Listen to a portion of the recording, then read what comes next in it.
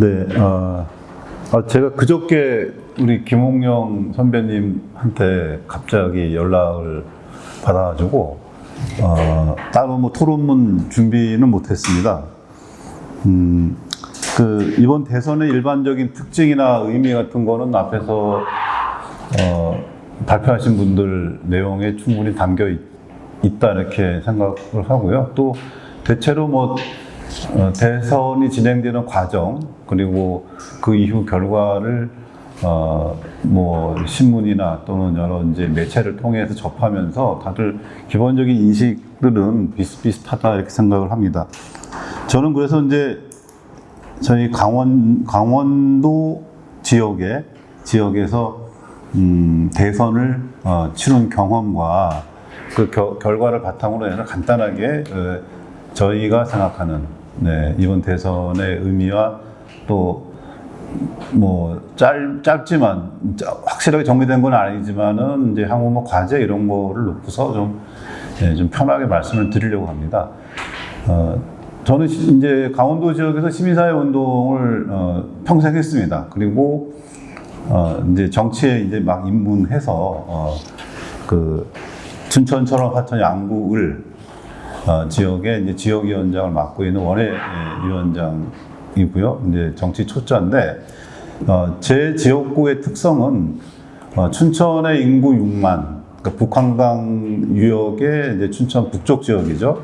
6만과 이른바 접경 지역이라고 하는, 지역 소멸이 이제 왕창 진행되고 있는 지역이죠. 철원하천 양구 지역을 지역구로 갖고 있고요.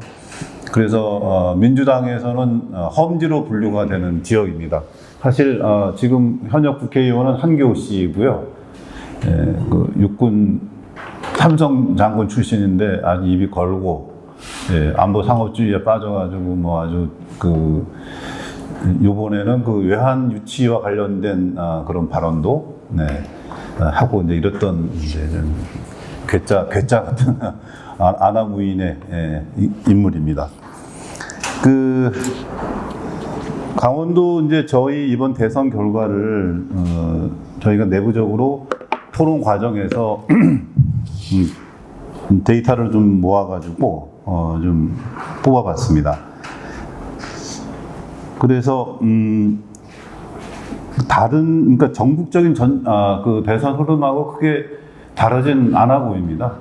대략 강원도에서 2.4% 정도 지난 대선보다 조금 이제 상승을 했어요. 근데 여기에는 이준석이 득표한 득표율이 이제 포함이 되지 않은 건데, 이준석 득표율을 이제 포함을 하면 좀 내용이 좀 다르고요. 그래서 20대 대선에서 당시 이재명 후보가 41.72%를 받았고, 윤석열이 54.18%를 받았습니다. 압도적으로 이겼는데, 21대 때, 이재명 후보가 43.95, 김문수가 47.3, 이준석이 7.7%. 네, 이렇게 해서 다소, 2%가량, 이재명 후보가 지난 21대 때보다, 이제 약진했다. 이렇게 이제 데이터상으로는 이제 평가를 할 수가 있겠습니다.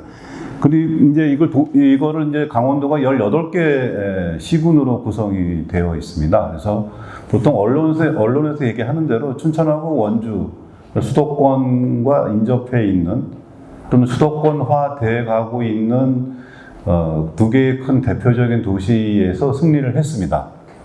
승리를 해서 뭐 크게 이기지 못했습니다. 네. 하여튼 춘천이 한 2% 내외, 1.47%인가 이겼고, 원주가 2.47, 얼마인가 그렇습니다. 그래서 이제 일단 표면적으로 드러나는 이 지역의 득표율은 이제 그렇게 돼 보이고요. 저희가 이제 20대 때 이재명 대 윤석열, 그리고 21대에는 이재명 대 김문수 플러스 이준석, 이렇게 해서 또 득표를 이제 분석을 해보았는데요. 그렇게 보면은 조금 더 이제 굉장히 좀 더 난감한 상황인 거죠.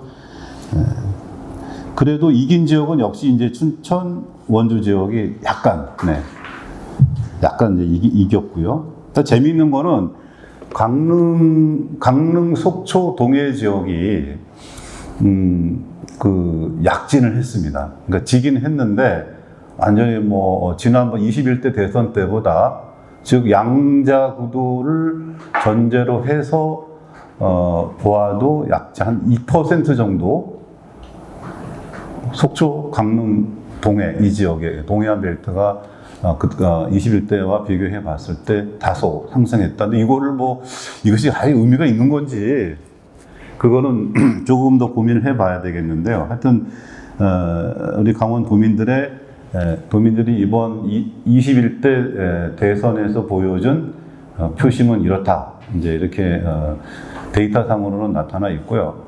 이걸 이제 어떻게 해석할 것인가에 대해서는, 그러니까 이 약진했다고 하는 이 데이터가 얼마만큼 의미가 있는 건지에 대해서 충분히 논쟁의 소지가 있고, 그래서 좀 아직 미처 정리를 못하고 있는 상태입니다. 다만 일반적으로 생각하는 것처럼 춘천 원주 지역은 민주당이 이제는 확고한 승리의 기반을 갖춘 그런 지역이다, 이렇게 우리 스스로 자평을 하고 있고, 그리고 이제 나머지 지역 같은 경우는 여전히 이제 국힘당을 중심으로 한 전통적인 지배 세력들의 이 지배 세력들을 이제 지지하는 유권자 성향이 변하지 않고 있다는 거고요. 저희 지역구만 놓고 봤을 때 재미있는 현상은 이렇습니다. 저희는 이제 아까 말씀드린 대로 도농복합 선거구거든요. 도시 지역은 춘천이 6만 가량 되고 나머지가 8만 정도가 철원, 하천, 양구 지역인데, 지난 3년 동안, 그러니까 20대 대통령 선거가 있었던 3년 전과 비교해 봤을 때 전체 인구수가 세 개 군지역, 즉 철원, 하천, 양구 지역에서 3,000명이 빠졌어요.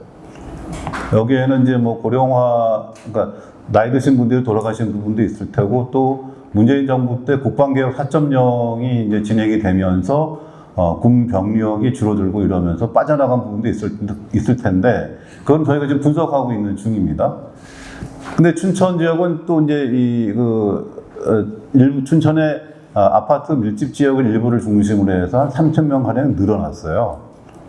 그래서 이제 이렇게 본다고 하면 고령화율이 높은 시골 지역은 굉장히 여전히 보수화되어 있고 변화의 기미가 없다라고 볼 수가 있지만, 그분들이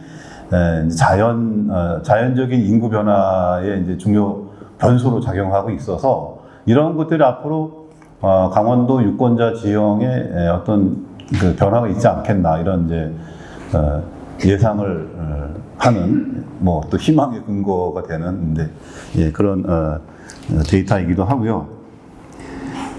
강원도 선거의 특성은 이렇습니다. 강원도 사람들이 권력을 잡아본 적도 없고, 영남이나 호남처럼 뭐 중앙 정치나 또는 이제 대한민국의 수도권 중심 경제에서 뭐 핵심적인 역할을 한 적도 변방의 변방입니다. 그래서 알아서 기는 그런 심성, 그런 정치 문화가 있다고 저희들은 보고 있어요. 그래서 이렇게 여섯 가지 흐름을 보면, 대선에서 권력을 잡은 집권당의 지방선거 때 표를 몰아주는 성향이 굉장히 두드러집니다. 우리 뭐 정대화 총장도 강원도에 살아보셔가지고 이제 그거는 충분히 인정을 하실 텐데, 그래서 다음 지선 때 단체장 선거에서 어떤 성적표를 내느냐가 강원도의 그 정치 지형을 바꾸는데 중요한 분기점이 될 것이다, 이렇게 보고 있고요. 마지막으로 하나 이제 특별히 언급하고 싶은 거는 이준석 지지율입니다. 이준석 지지율이 전체적으로는 7.7% 나왔지만 도시 지역을 중심으로 대학가와 그리고 젊은 장병들 중심으로 굉장히 뭐 춘천 같은 경우 예를 들어서 9.7% 나왔거든요. 이것이 의미하는 바가 굉장히 크다. 원주도 한 8% 정도 나온 걸로 알고 있는데, 아까도 이제 뭐 비슷한 이야기가 있었지만, 이준석 현상을, 우리가 어떻게 해석을 하고, 그것을 뭐 청년층에 대한, 뭐 해법이건 또는 시민사회의 혁신을 통한 방법이건 간에, 이 부분에 대한, 우리가 이제, 좀 심각한 접근이 좀 필요하지 않나 이렇게 생각합니다. 네, 마치겠습니다. 네, 감사합니다.